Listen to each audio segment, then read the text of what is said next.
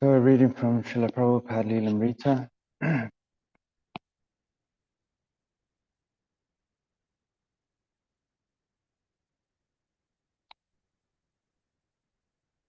Chapter entitled, Our Master Has Not Finished His Work.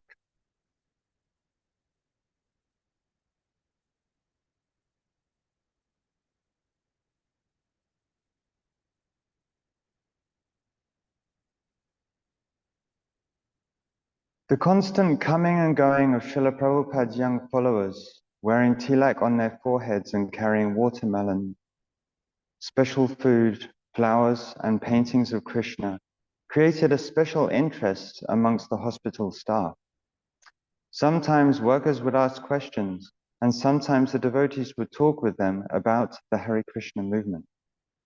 Once a nurse came by Prabhupada's room and asked, in the caste system in India, what is the name of the highest caste? What are they called? Krishna conscious Prabhupada firmly replied. He asked a disciple to give the nurse prasadam.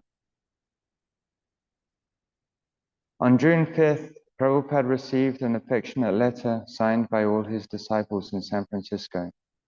After reading how they had stayed up all night chanting and praying for his recovery, he dictated a short letter. My dear boys and girls, I am so much obliged to you for your prayers and to Krishna to save my life. Due to your sincere and ardent prayer, Krishna has saved my life. I was to die on Tuesday, certainly, but because you prayed sincerely, I am saved. Now I am improving gradually and coming to original condition. Now I can hope to meet you again and chant with you, Hare Krishna. I am so glad to receive the report of your progressive march and hope there will be no difficulty in your understanding Krishna consciousness.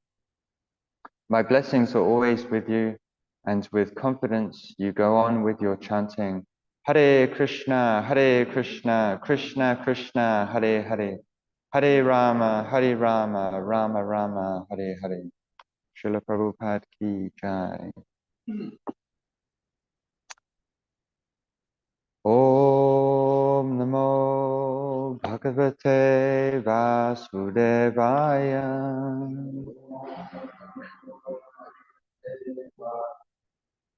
Om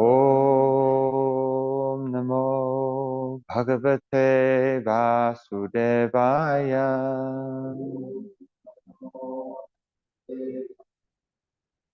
Om Namo Bhagavate Vasudevaya.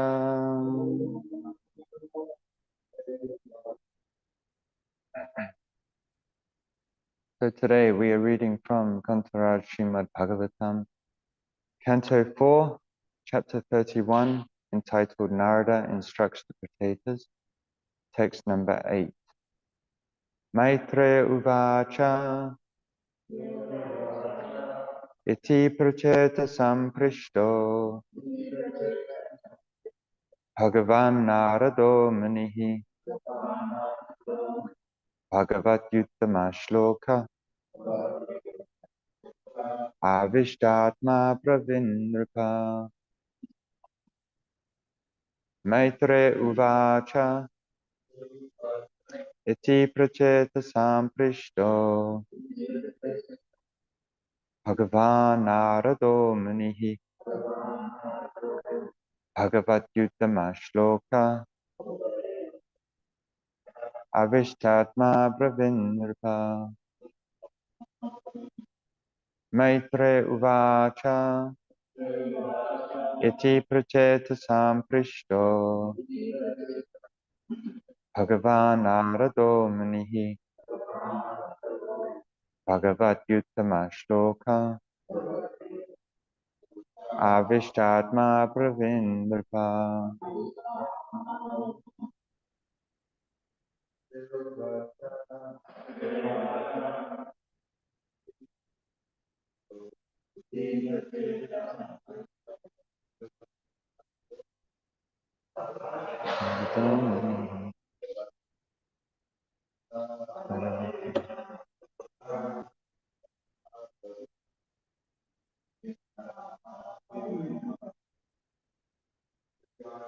Maitreya Vacha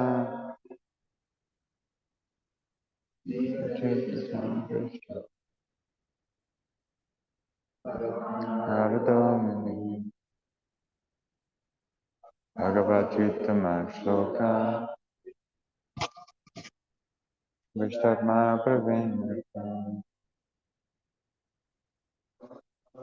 Maitreya Vacha Ti Pracheta Samprishta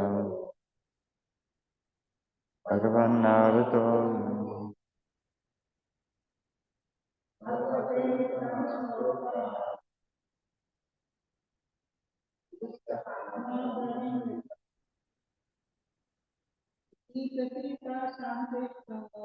Ti Pracheta Samprishta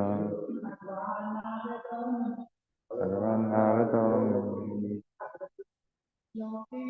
Bhagavad-Yuttama Shloka.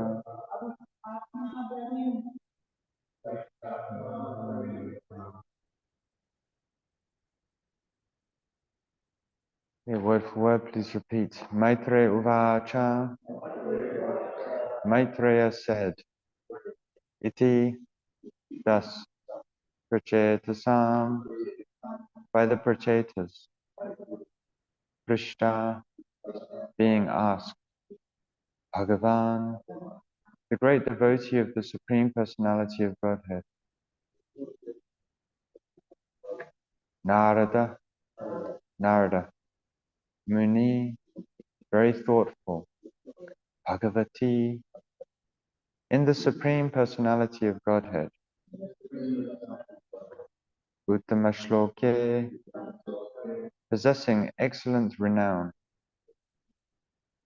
Avishta, absorbed, Atma, whose mind, Abravid, replied, Nirpan, to the king.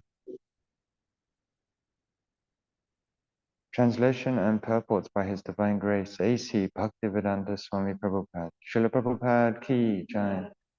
Translation. The great sage Maitreya continued, My dear Vidura, being thus petitioned by the Prachetas, the supreme devotee Narada, who is always absorbed in thoughts of the Supreme Personality of Godhead, began to reply. Purport. In this verse, Bhagavan Narada indicates that Narada is always absorbed in thoughts of the Supreme Personality of Godhead. Bhagavat Yuttama Shloka Avishtatma. Narada has no other business than thinking of Krishna, talking of Krishna and preaching about Krishna. Therefore, he is sometimes called Bhagavan. Bhagavan means one who possesses all opulences. When a person possesses Bhagavan within his heart, he is also sometimes called Bhagavan. Srila Vishwanath Chakravarti Thakur says, Saksha Daritven Asamasta Sastrai.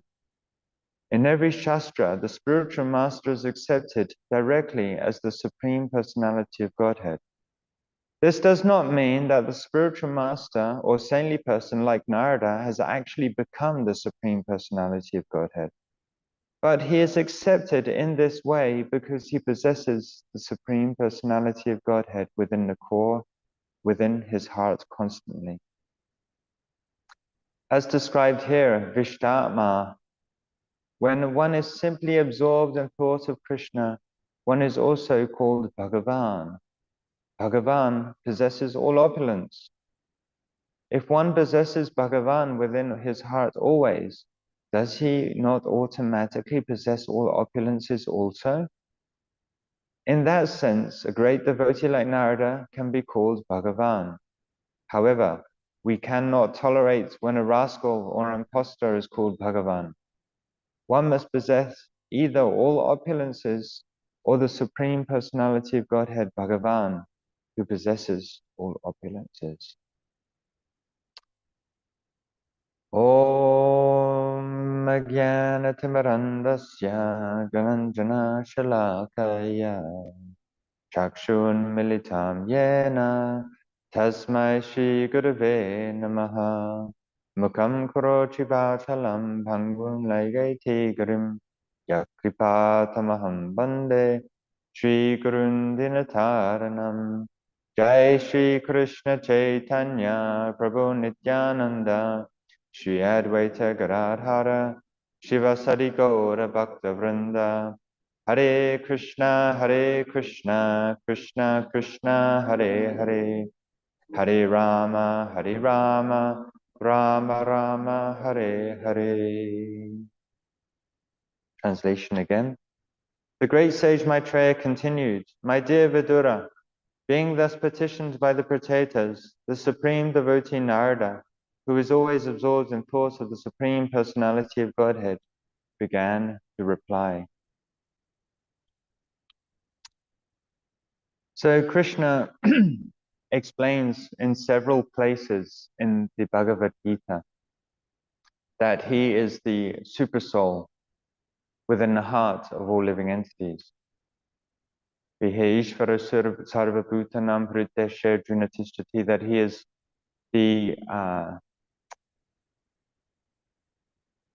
the dictator giving direction to all living entities in the material world. But even though Krishna may be situated within the heart of all living entities, not all living entities can say that they possess Krishna, because they are not connected to Krishna.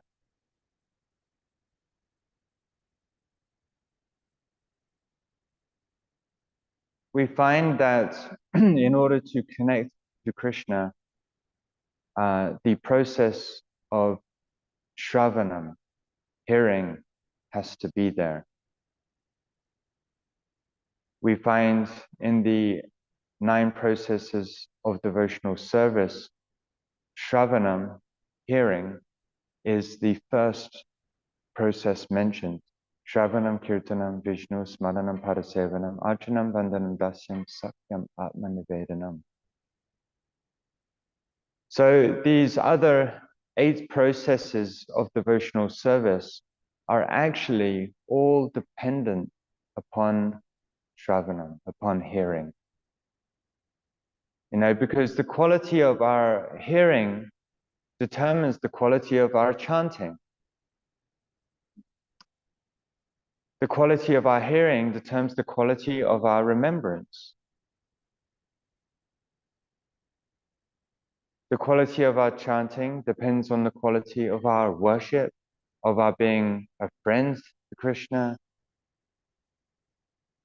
determines the quality of our service. Everything is dependent upon hearing. Such is the importance of the hearing process. We find in the life of Narada that is stated in the first canto of Srimad Bhagavatam that he was born from a maidservant. His mother was a maidservant. There's no mention of his father, considered a very low birth. But somehow or other, his mother was a maidservant in the home of a Brahmana. And during the 4 months of the Chaturmasya, the rainy season in India, that this Brahmana, he was hosting some great sages, some Bhaktivedantas, those who know the conclusions of the Bhakti Shastras. And the Brahmana, he said to the maidservant, Narada's mother, that, these Bhaktivedantas, they are strict brahmacharis. So it's not the proper etiquette for a lady to serve them. So therefore, your son, he can do most of the services for them, like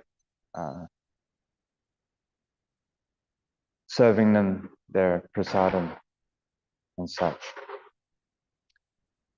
So Narada, as a boy, there is actually no mention of his name in that birth. But as he was a young boy, the sages, they appreciated that Narada was very gentle in his behavior. He was well-mannered. He never spoke more than required. And so the sages, they naturally, being very kind, they allowed Narada to hear from them, hear their discussions on the Shastra. And as the sages were discussing, they mentioned that one of the most powerful substances that one can acquire in their devotional life is actually the remnants of the guru or the sadhu, the great saint. So when Narada heard this, he thought, wow, I want some of that mercy. So he requested the Bhaktivedantas, just once, can you please give me your remnants? And the sages were very merciful and kind to him, and they gave him just a small portion of their remnants. They left a small amount for him. And by Narada Muni taking those remnants and constantly hearing the glories of the Lord and the devotees of the Lord, he became fully purified of all material contamination. And therefore his attachment to the Supreme Lord grew to such an extent that he could not but think of Krishna. And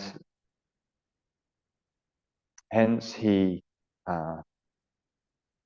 wandered throughout the earth until he gave up his body.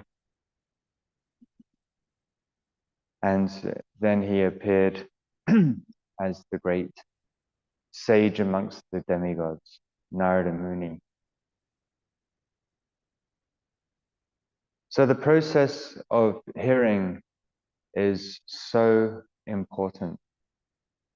We know that it is at least twice as important as chanting, because we have 2 ears and only 1 mouth. That should tell us something.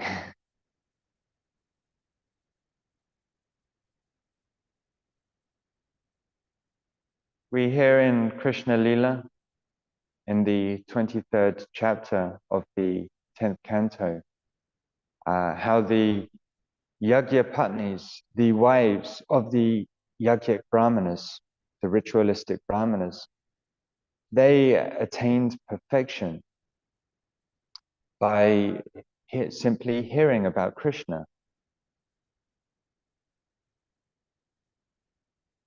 The wives of the Brahmanas, they never ever met Krishna before. But simply by hearing about him, they developed a very strong attachment to Krishna. So one day, Krishna and his cowherd friends, boyfriends, they were in the forest, and Krishna's friends, they said to Krishna, Krishna, we are very hungry. Where can we go to get some prasadam? Where can we go to get some food? And Krishna told them, we should understand that actually everything, all the devotees in Vrindavan, their whole meditation is what is best for Krishna and Balaram. So it wasn't that they were hungry as such. They were thinking that maybe Krishna and Balaram are hungry.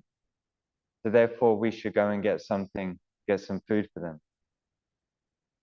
So on the plea of themselves being hungry, they petitioned Krishna and Balaram. What should we do in this situation? And Krishna told them, nearby there are some brahmanas performing the Agni Hotra yagya for elevation to the heavenly planets. Go and petition them, go and ask them for some food. They're at a point in their sacrifice where it is still okay to give food in charity. So go and ask them. So the cowherd boys went off and they found the brahmanas engaged in their performance of Agnihotra.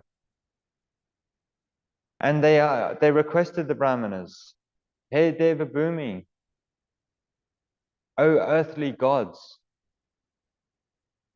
we have come here on the request of Krishna and Balaram. Please give us some food. Krishna and Balaram are nearby, and they are hungry. So please give us some food to take to them. And the brahmanas, they didn't even observe that the cowherd boys were there. They just completely ignored them. Now, this is actually a very painful thing to experience. You know, when you petition someone and it's like they don't even exist. I experience this all the time on Queen Street. You know, in fact, some people are so expert at it, you know, they don't even take their vision off. You know, they don't even look at you. You know, it's just like you have to check, you know, am I still here? You know. So naturally, you know, the boys, when they observed the brahmanas in this way, they said to them, Dharma vit tama, O knowers of religious principles. And the acharyas explained that they said this with a hint of sarcasm. You know, because it is proper etiquette. The brahmanas did not know that Krishna and Balaram are the supreme personalities of Godhead. They had completely become absorbed in performing yajna for better material, for a better material situation. And they had completely lost sight, or they were completely blinded by seeking heavenly pleasure.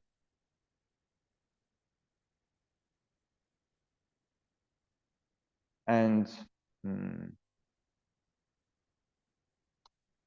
so yes, they didn't even recognize that the cowherd boys were present.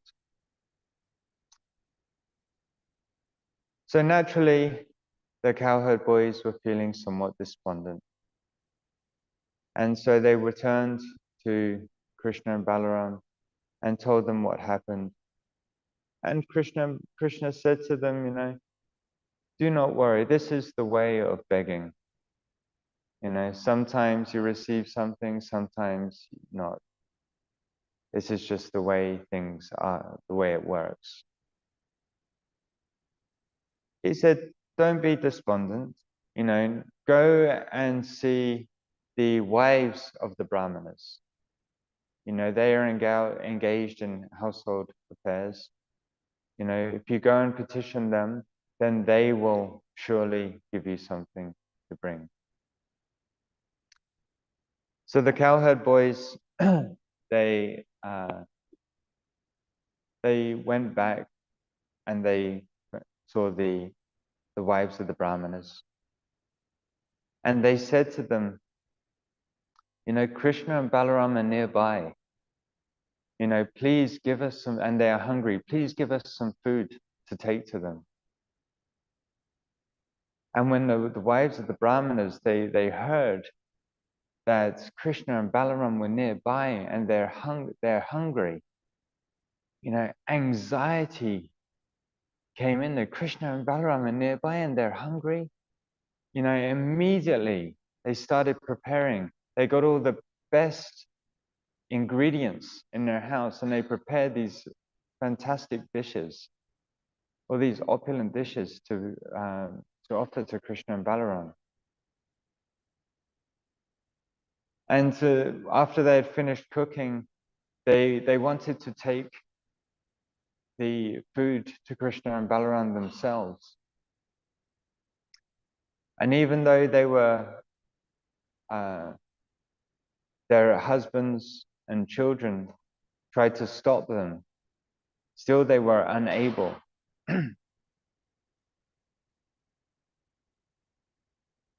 So in this way, the wives of the brahmanas received the mercy of Krishna.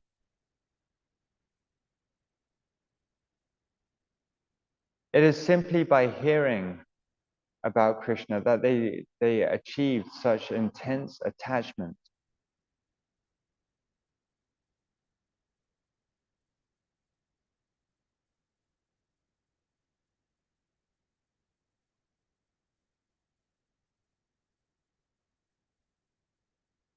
So the Yagya Patnis, the wives of the Brahmanas, they achieved rag, spontaneous attachment. And all the stages of bhakti depend on the quality of one's hearing.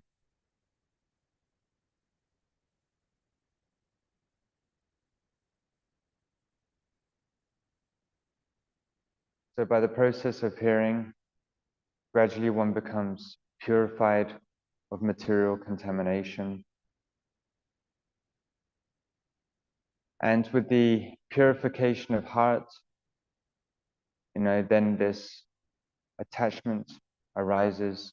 When one's mind is completely free from contamination, one can remain steady in their hearing.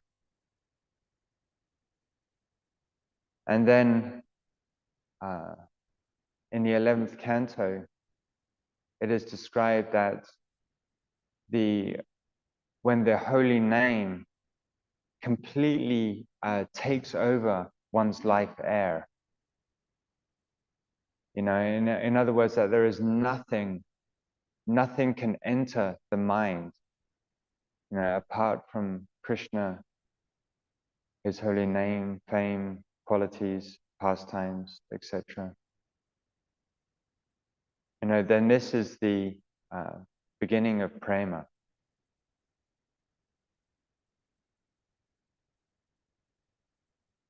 So this is what we want. This is,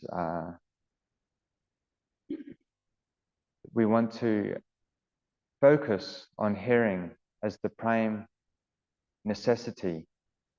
And it's nityam bhagavata sevya. This is the eternal process, our daily activity, of hearing the holy name, hearing the Srimad Bhagavatam, hearing the glories of the Lord.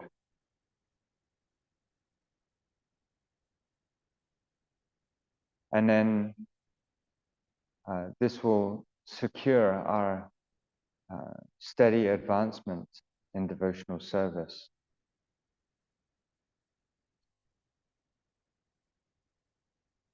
So right now we are in the middle of our Srila Prabhupada book marathon, and I wanted to share some nectar stories, some very wonderful stories about how Srila Prabhupada's books have affected people's lives.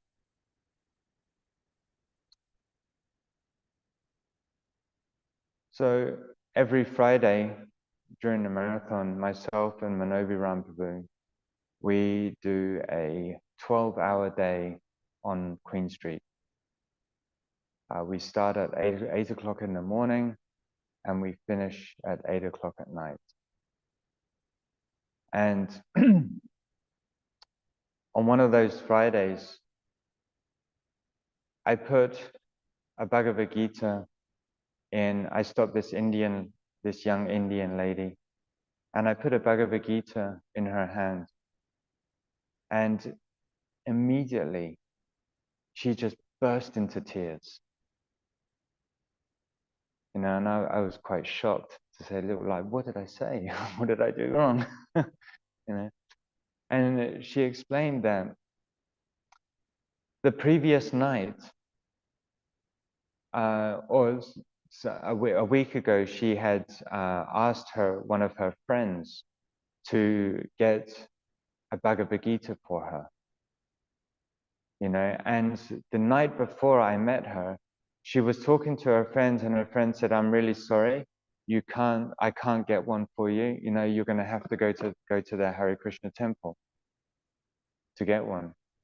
and she was thinking, I live in the city, I don't have a car, the temple is so far away, it's impossible for me to get a Bhagavad Gita, and when I put the Gita in her hand, she felt so emotional. She got this direct reciprocation from Krishna. She just like burst into tears.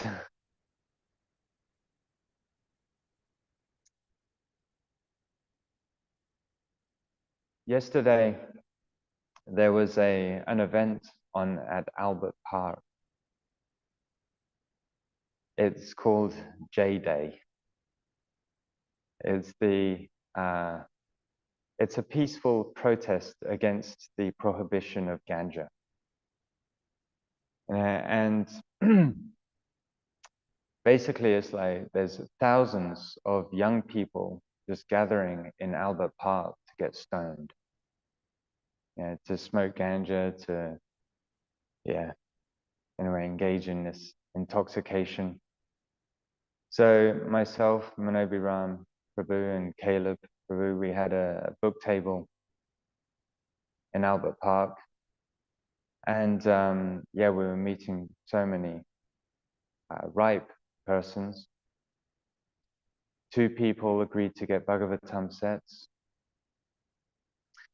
One girl and her friends came up to the table, and she pointed to the Science of Self-Realization and said, "That's the book, that's the book." And we said, "Oh, where have you seen this book before?" She said, 2 days prior, she was doing some oracle readings with her friend. And her friend told her that soon you will get a sign that will give you direction in life.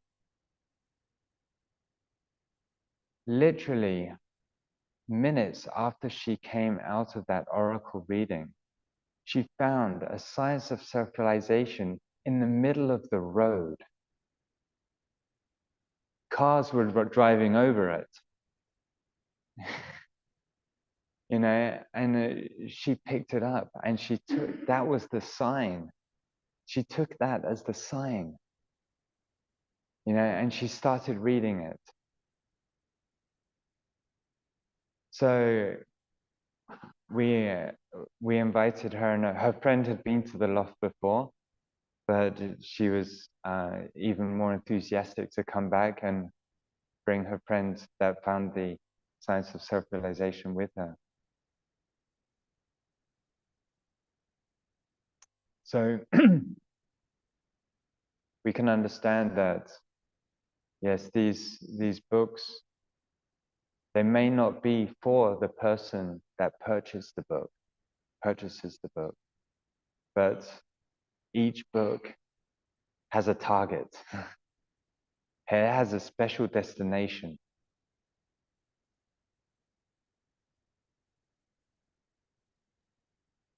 It was on one of these Fridays, I had a particularly tough day. Practically no books had gone out the whole day. And it literally was like 5 to 8 in the evening, and I was just ready to go home. I was like, let's just go. And it's something told Super Soul, I just thought I'll just stay. I'll just stay that extra 5 minutes until 8 o'clock. And just after I thought that, I stopped this young boy called Samuel, and he was just so eager to hear what I was speaking. And so he had so much like awe over the Bhagavad Gita. And he was asking very intelligent questions. And then he he took the Bhagavad Gita and he said, look, can I give you something? I didn't even ask for a donation. He said, can I give you something for this? And immediately he just pulled out $50 and gave it to me. And so he's a very special, very ripe persons who can do that. So there are many people,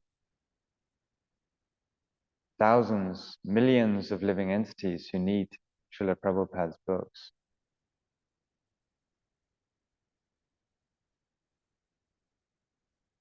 Actually, there's one friend of Krishna. His name is Sebastian. He has come to the loft a couple of times, and he works at one of these really high-class watch shops on Queen Street. The most expensive watch they have there is about $70,000, and he's a salesman in this shop. And whenever I meet him, he always gives me so much encouragement, and so much amazing advice, on like sales. I know there's no book distribution is not dependent on mundane sales techniques, but nonetheless, he has given me a lot of good advice, just dealing with people in general. And last Friday, it was a particularly tough day. I had distributed like 4 books in like 10 hours. It was very tough, a lot of rejection. And I was just walking by Sebastian's shop. It's not his shop, but the place where he works. And I wasn't even planning to, I didn't even know where his shop was. But he just came out of the shop as I was passing, and he just said, "Oh, how's your day going? Is it all right?" And I know we're not supposed to reveal our minds to materialists, but I thought he's a well-wisher, he's a friend of Krishna. Why not? I'll just tell him, I've been having a pretty tough day, and he just got stuck into it. He goes, you're saving people's lives out there. You have to, get into it. He told me this technique of, it's called 90-10.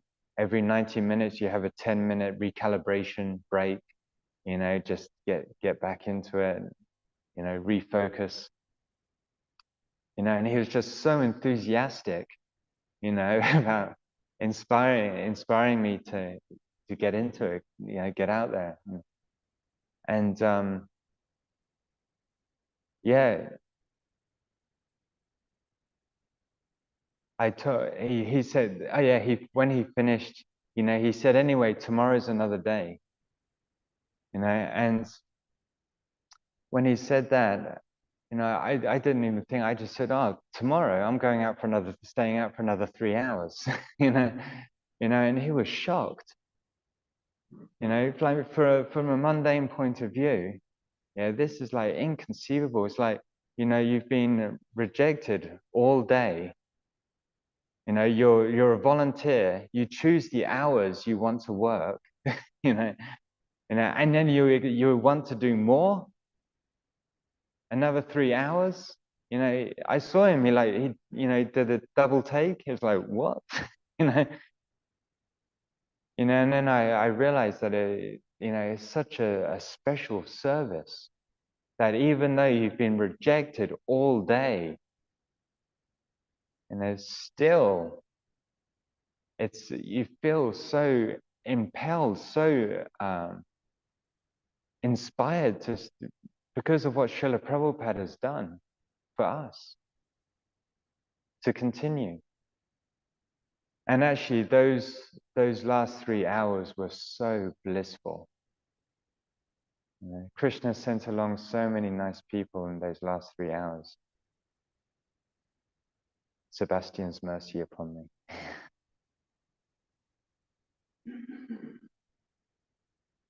So yeah, if book distribution isn't our full-time service, we should all feel inspired, at least to try and present these books to others. Somehow or other, give a book as a gift to someone. This time of year is very special. There's a lot of mercy flowing, and we should be greedy for that mercy.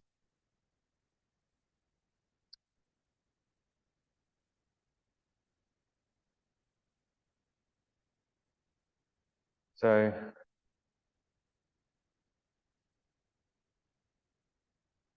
please give us your blessings that we can, we have 2 weeks of the marathon left, so we can increase our hours, increase our determination, and increase the number of conditioned souls that get Srila Prabhupada's book.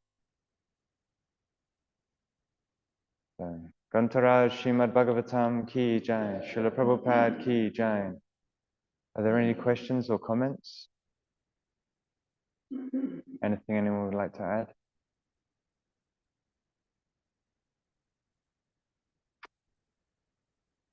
Okay, we'll finish there.